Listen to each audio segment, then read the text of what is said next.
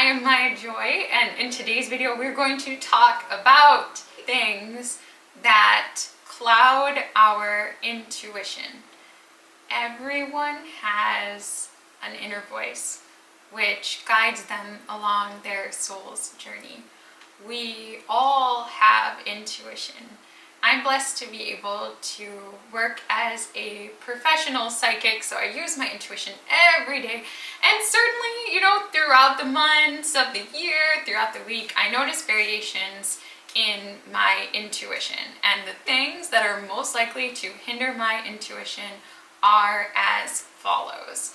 Number one is strong desire. Usually if a person feels like very let down by their intuition, it is often because they really wanted something. Maybe it's that relationship, or it's the new job, or it's to win the lottery, or it's something like that. But their desire deceives them. When we get fixated on something or really excited about something, we begin to see that thing everywhere at the exclusion of other things. So essentially, when we're very emotional about something, we tend to fixate on that particular thing. So this is like the phenomenon where if you've ever thought about getting a new car, or you just got one, you start to see that car everywhere. But sometimes this can happen with intuitive things as well. So for example, maybe we really want that relationship to work out. Maybe we assign that relationship an angel number or something. Maybe it's 44.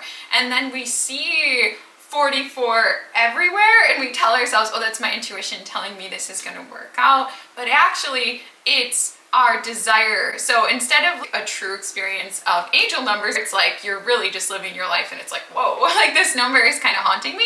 It actually is that we start looking for the signs everywhere. We're seeking them out. And so we're experiencing kind of like that confirmation bias because we want this thing so bad, we want to see it so bad that we start looking for it, then we're seeing it more, and then we're telling ourselves that's the spirit world or that's intuition. It's very difficult for us to be very clear on something if our desire for that thing is very strong. You want something so bad, it's the only thing you can think about. This is when I actually do recommend getting a reading from some kind of intuitive professional. And maybe don't tell them how much you want the thing. Just in that way they can be clear for you because they're detached from the outcome and they can tell you the energy around that thing. Number two is stress. Very high stress can cloud our intuition.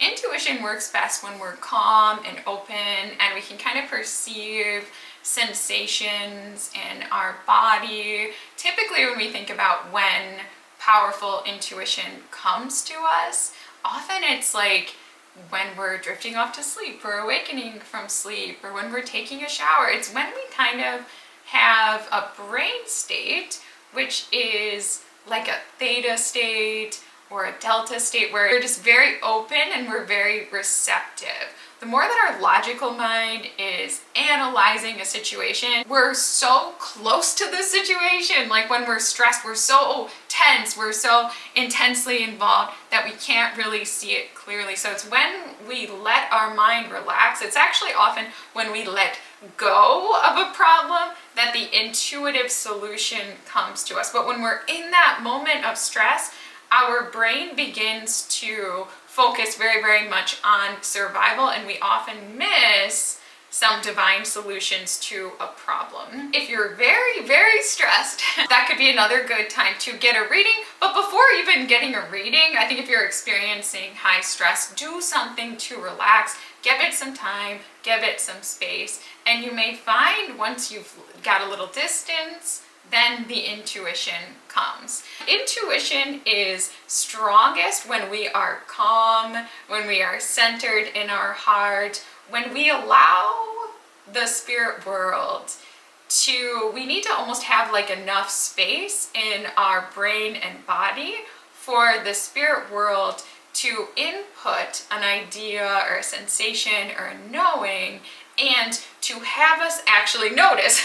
So if you're really, really focused on imagining something else or on a scenario, if you're very, very stressed or you're very fixated on a particular task, even if your guides, angels, the universe input a knowing or an idea or a vision, you'll probably miss it because your focus is on something else. So it's actually the relaxation of focus that intuition speaks the strongest. I typically do readings every day, and before I do readings, I take care of all the little tasks, all the financial stuff, all the tax stuff, any little task that needs to be done for the day, so that those things are not on my mind when I do the readings.